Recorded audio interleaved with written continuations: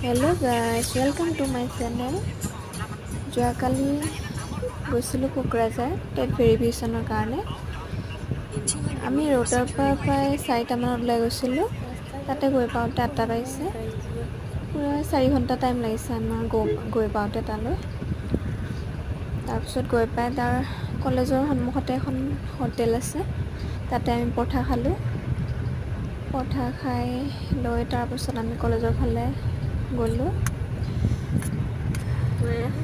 ইমান সোনকালে গৈ পাই একো লাভ নাই গাইজ। 10টাৰ পৰাহে চিৰিয়েল নাম্বাৰ আৰু টেবুল নাম্বাৰ লিষ্ট মাৰিছে। 10টাও পাৰ হৈ গৈছে। বহুত ভিৰ লাগি গৈছে যোৱাকালি। টেবুল নাম্বাৰ আৰু চিৰিয়েল নাম্বাৰ চাওঁতে বহুত ভিৰ লাগি গৈছে। টেবুল নাম্বাৰ চিৰিয়েল নাম্বাৰখন যদি আগতে মাৰি থ'লে হয় ইমান ভিৰ নহ'লে হয়।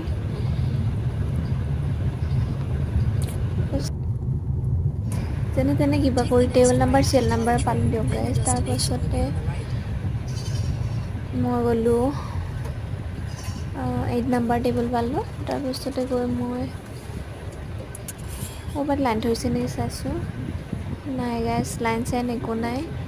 গোটেই মানুহ জম খাই গৈছে টেবুল নাম্বাৰ ৰুমৰ সন্মুখত। যোনে যেনেকৈ পাৰে ঠেলি হেঁচি সোমাই গৈছে। ইমান গৰমত চিৰিয়েল ৱাইজ একো মাতা নাই, মাতে যোনে পাৰে সি সোমাই গৈছে। চিষ্টেমটো ইমান ভাল হোৱা নাই গাইজ এইবাৰ। যোৱাবাৰ কিন্তু বহুত ভাল আছিলে, চিৰিয়েল নাম্বাৰ ৱাইজ মাতিছিলে। তাৰপিছত এনেকৈ বহুত টাইম গ'ল, বহুত ভিৰ লাগি গৈছে। যেনে তেনে ময়ো কিবা কৰি সোমাই গ'লোঁ দিয়ক গাইজ। সোমাই গৈ যেনে তেনে ভেৰিফিকেশ্যন কৰিলোঁ। ভেৰিফিকেশ্যন কৰোঁতে মোৰ কমচে কম 3টা বাজি গৈছে গাইজ মোৰ কাম ভেৰিফিকেশ্যনতে। হ'ল দিয়ক কিবা